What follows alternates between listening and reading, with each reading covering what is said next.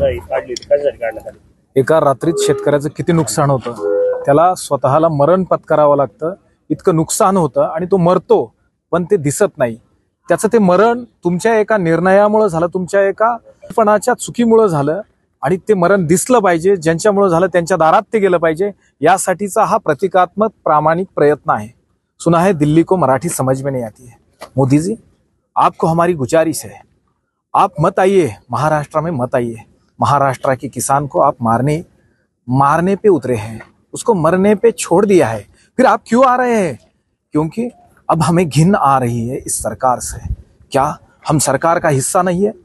क्या हम इस देश के नागरिक नहीं है? अगर है तो क्यों हमें सस्ते में जीना पड़ रहा है? सब चीजें महंगी है, सब चीजें महंगी है. संसार में रोज लगने वाली जो चीजें हैं वो सब महंगी है. क्यों हमारे जो किसान भाइयों के उपज है उसको क्यों सस्ते में लेना चाहते हैं? हमें ना शिक्षा सस्ते में मिलती है, ना कोई आरोग्य सस्ते में मिलता है, कुछ भी सस्ते में नहीं मिलता है. फिर हमारी प्याज आपको क्यों सस्ते में लगती है? 30 रुपया बहुत बड़ा रेट है. अगर 30 रुपया बहुत बड़ा रेट है तो सुनिए, 30 रुपए में कुछ भी नहीं मिलता, कुछ भी नहीं. फिर हम 10 रुपए में प्याज क्यों बेचें?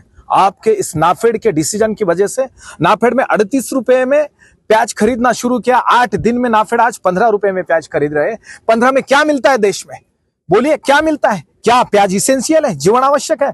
नहीं है. फिर भी उसको आप 15 रुपए में बेचने में क्यों हमें यहां पर मजबूर कर रहे हो? ये मजबूरी अच्छी नहीं है, सिर्फ आपकी एक गलती है. इसकी वजह से हम किसान नहीं रहना चाहते. कुछ तो भी अलग हम करेंगे, क्या करेंगे पता नहीं, लेकिन हमारा जिसमें ट्रेनिंग है वो खाली खेती का है, किसानी का है.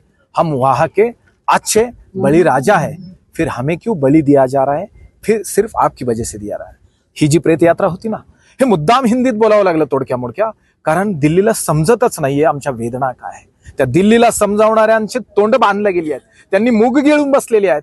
म्हणून आम्हाला ह्या वेदना सांगायला ना कुठली बँक थांबत आहे, ना कुठलं फायनान्स थांबत आहे. रोज घरापर्यंत येते आम्हाला चोर ठरवतंय, रोज घरापर्यंत येते आम्हाला त्या ठिकाणी लाचार करते, समाजातल्या प्रतिष्ठा धुळीत मिळवते, आमच्या दारावर नोटिसा चिटकवून जाते. मग आमचं झालेल्या नुकसानाची नोटीस आम्ही कोणाच्या दारावर चिटकवायची? म्हणून हे प्रांत कार्यालय तुमचं आणि आमचं समन्वयाचं साधन आहे. आम्ही प्रांत कार्यालयावर एक प्रकारची ही नोटीस चिटकवतोय. कृपया विनंती आहे सरकारांना, आमचं झालेलं नुकसान भरून द्या.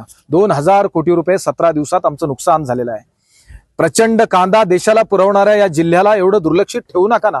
हा जिल्हा जगभरामध्ये तुमच्यासाठी समाधानकारक उत्पन्न देऊन परकीय चलन सुद्धा देतो.